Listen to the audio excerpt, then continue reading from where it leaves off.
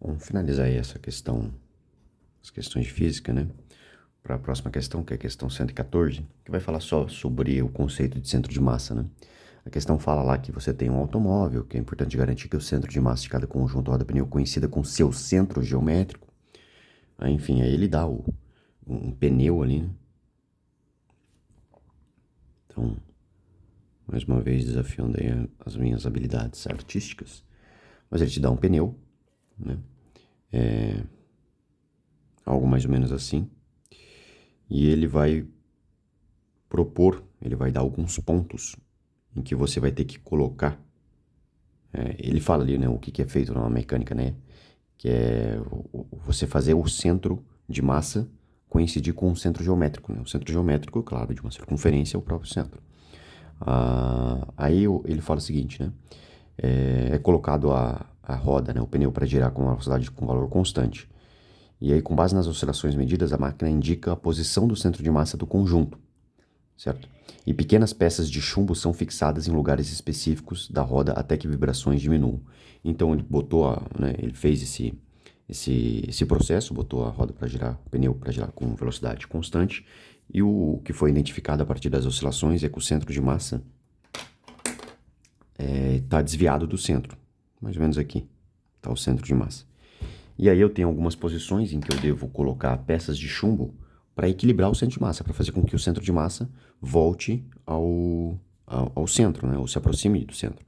Então eu tenho a posição 2, eu tenho aqui a posição 3, eu tenho a posição 4, eu tenho a posição 5 aqui em cima e eu tenho 1 aqui, certo? E ele vai pedir onde que você tem que colocar essa peça de chumbo para corrigir a posição do centro de massa, ou seja, do roda-pneu, né? Você fazer o centro de massa voltar para o centro. Bom, a distribuição, o centro de massa, né, ele é afetado pela distribuição de massa em torno do centro. E se o centro de massa está deslocado em torno do centro para cá, significa que aqui você tem uma distribuição de massa maior do que nessa região aqui. Então você tem que balancear isso colocando em algum desses pontos que não vai ser o ponto 4, né? Vai ser o ponto 3, porque veja que ele está deslocado nessa direção aqui, ó, o centro de massa, né? Para ele voltar para o centro, você tem que balancear de forma diametralmente oposta, ou seja, aproximadamente aqui em 3, você coloca uma pecinha de chumbo que vai aumentar a distribuição de massa dessa região e vai fazer com que o centro de massa se desloque nesse sentido aqui, né, de 3. Ou seja, que volte para o centro. Então é uma questão simples, não é só você aplicar o conceito de distribuição de massa, que afeta o centro de massa, né? Então tem nenhum segredo nessa questão aí.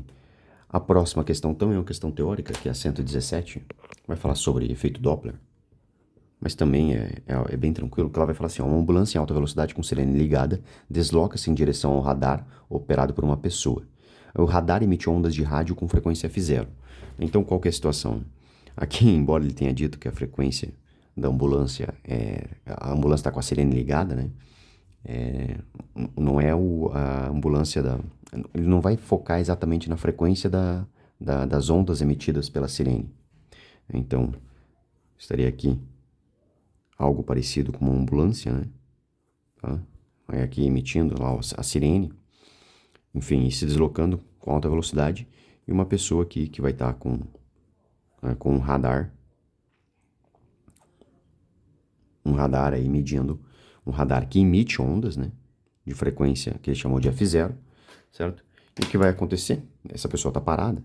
Essas frentes de onda aqui, ó, emitidas pelo radar, elas vão, a primeira frente de onda que vai colidir com a frente da ambulância, vai voltar, né, vai ser refletida, certo? Só que a próxima frente de onda, né, a frente de onda seguinte, que iria colidir com a frente da ambulância, quando ela bater na frente da ambulância, a ambulância já vai ter se deslocado, né? A frente da ambulância vai parar nessa posição aqui, ó, na frente da ambulância. Portanto, essa frente de onda aqui vai ter se deslocado uma distância menor do que a primeira. O resultado disso é que as frentes de onda que vão voltar, elas vão voltar mais próximas. Ou seja, você diminuiu o comprimento de onda. Isso vai fazer, é claro, com que aumente a frequência, que ele vai chamar aí de FR. Isso é efeito Doppler, né? Ou seja, a frequência refletida é maior do que a frequência emitida. E aí ele vai falar, né? A percepção do operador de radar em relação ao som emitido pela sirene é de que esse se altera à medida que a ambulância se aproxima. Não, peraí, antes disso, o radar emite ondas de som com frequência F0 que são refletidas pela dianteira da ambulância, retornando para o detector com frequência FR. Essa frequência aqui, ó, FR. É a frequência refletida pelas ondas emitidas pelo radar. E aí ele complementa e fala o seguinte, que a percepção do operador do radar em relação ao som emitido pela sirene é de que esse se altera à medida que a ambulância se aproxima ou se afasta, né? À medida que a ambulância se aproxima, a frequência emitida pela sirene, a percepção do som, né, do operador aqui, é que o som ele vai ficando mais agudo, né? E depois que ela se afasta, né, o som vai ficando mais grave. Né? É o efeito Doppler. Aí durante a aproximação, como o operador percebe o som da sirene e qual a relação entre as frequências FR e F0? Bom, o som da sirene vai ficar mais grave, né? Porque o som o som da sirene vai ficar mais agudo, né? O grave seria quando ele está se afastando. Como ele está se aproximando, durante a aproximação, o som ele fica mais agudo. É só você lembrar do efeito Doppler. E a frequência FR, que é a frequência do radar, né? Das ondas que foram refletidas, ela é maior do que F0, né? Essa frequência está aumentando. Então a resposta é só você aplicar conceitos aí teóricos, não precisa fazer cálculo nenhum, né? A resposta é a alternativa de letra D. Ou seja, o som vai ficando mais agudo, o som da sirene, e a frequência refletida pelas ondas de radar, né, vão ficando maiores. Então a próxima questão é a questão que vai falar do espelho esférico, mas parecia ser uma questão complicada, mas ele facilitou bastante a sua vida. O próprio desenho já resolve a questão, essa aqui. Que ele vai falar o seguinte, né?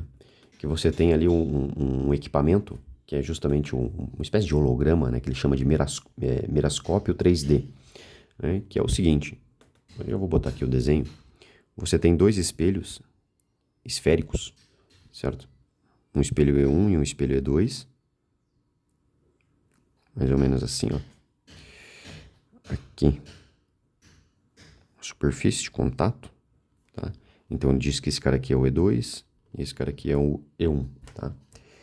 E aí ele dá aí alguns valores aí, por exemplo, daqui até aqui é 3,8 centímetros, daqui para cá também são dois espelhos côncavos, né, idênticos. Ele vai botar aqui uma raposa, um cão, sei lá, é um objeto aqui que ele vai botar. E o seguinte, né, ele vai falar, uma das coisas que ele fala no enunciado, é que que esses espelhos eles são apoiados dessa forma aqui, de forma que o vértice de E1 coincida com o foco de E2. Ou seja, o vértice de E1, tá aqui o vértice, que é justamente onde ele bota o objeto imagem, o objeto, né, que vai produzir a imagem. O vértice de E1 tá justamente coincidindo com o foco de E2. Ou seja, aí o desenho que ele te dá, ó, ele mostra raios de luz saindo do vértice.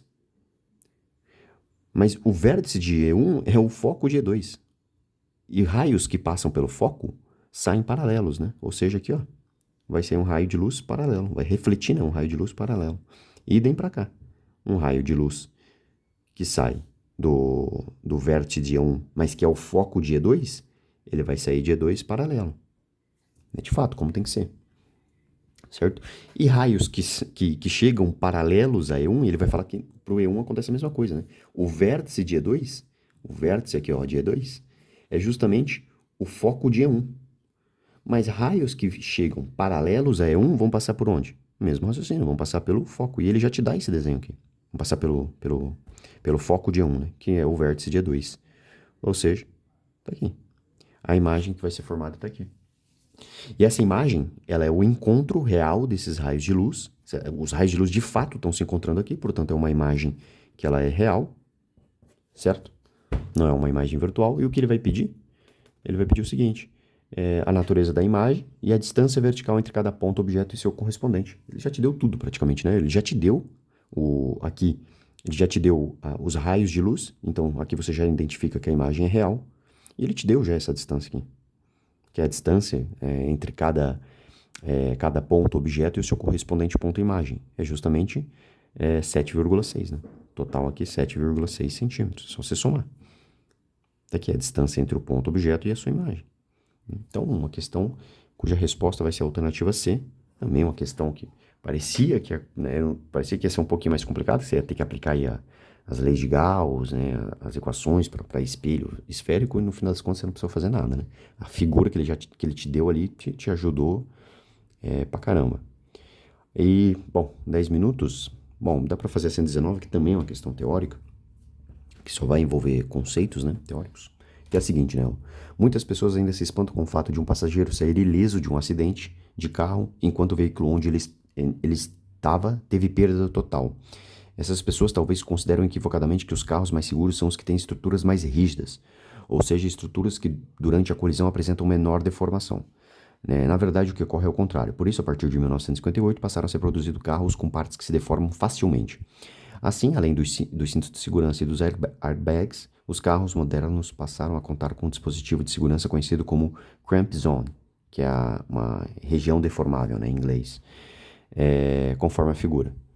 E aí ele dá ali a figura da região deformável, que é a frente do carro.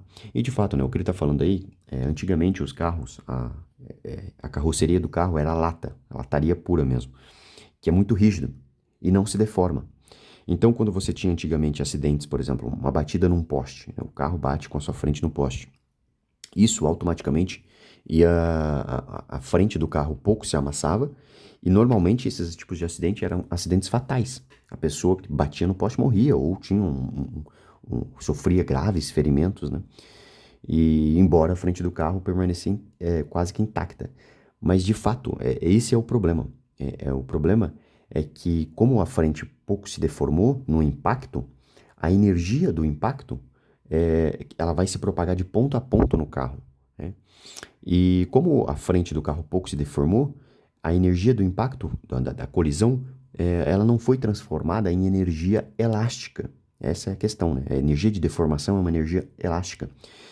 Se a frente do carro for feita de um material, que é o que ele chama aí dessa região deformável, que se deforma facilmente, na colisão, a energia, quando você tem um carro que colide com um obstáculo, essa região ela vai absorver grande parte da energia da colisão, do impacto. Em que forma? Em energia elástica, né? Tem uma forma, no mundo real, né? Tem uma forma que a energia vai ser dissipada em som, né? Que é o som da colisão. Outra parte da energia vai ser dissipada em energia elástica, justamente a energia de deformação da frente do carro, né? Que já vai, então a frente do carro já vai consumir parte dessa energia, né? A energia sempre se conserva, portanto, o que vai restar para o resto do carro, inclusive os seus componentes e as pessoas que estão dentro, vai ser uma energia menor, né? Portanto, o impacto de colisão, que vai depender da energia de colisão no interior do carro, será bem menor. Então, o que ele está pedindo é justamente esse conceito físico. O que está relacionado aí? Por que essa região deformável, de fato, fisicamente funciona? Aí, letra A, aciona os airbags do veículo. Bom, o impacto, de fato, aciona os airbags, né? Mas, de novo, né? A alternativa está correta, mas não é isso que ele está pedindo na questão. Não é isso que vai fazer com que a energia de impacto seja menor, certo? Se você pegasse um carro que fosse feito de lataria, né, como antigamente, e mesmo assim colocasse airbags, mesmo assim os acidentes seriam extremamente graves, né? O airbag não ia salvar. Letra B, absorve a energia cinética do sistema. De fato, essa frente aí, ela absorve a energia cinética. O carro tem alta velocidade, ele colide com a parede, né? Essa energia cinética vai ser transferida entre a parede, né? O impacto da colisão, parede e a frente do carro, e a frente do carro vai consumir parte dessa energia cinética como energia elástica ao se deformar. Quanto maior for a deformação, melhor será o resultado, né? Então, letra B aí responde a 119. Então, uma questão também teórica. A letra C, consome a quantidade de movimento do sistema. Uma quantidade de movimento do sistema se conserva, né? Uma colisão. O momento final tem que ser igual ao momento inicial. Dado aí que o sistema está isolado, né, o momento total do sistema tem que se conservar, tá? Cria, então não tem consumo, a frente não consome isso. Aliás, ele fala que consome a quantidade de movimento do sistema como um todo, né? Então nem poderia ser correto. Porque a quantidade de movimento ela não pode sumir do nada, né? Ela tem que se conservar. Letra D. Cria uma barreira de proteção para seus componentes. não diz muita coisa, não está falando nenhum tipo de conhecimento físico aí, né? E letra E, diminui a velocidade do centro de massa do sistema. Bom, qualquer colisão vai diminuir a velocidade do centro de massa, né? Vai diminuir porque o carro vai parar, né? Se você vai colidir, independente do que é formado o carro, a partir do momento que você colide com algum objeto, a velocidade do seu centro de massa vai diminuir. Então, irrelevante, né? Isso aí. Então, de fato, é a letra B, ok?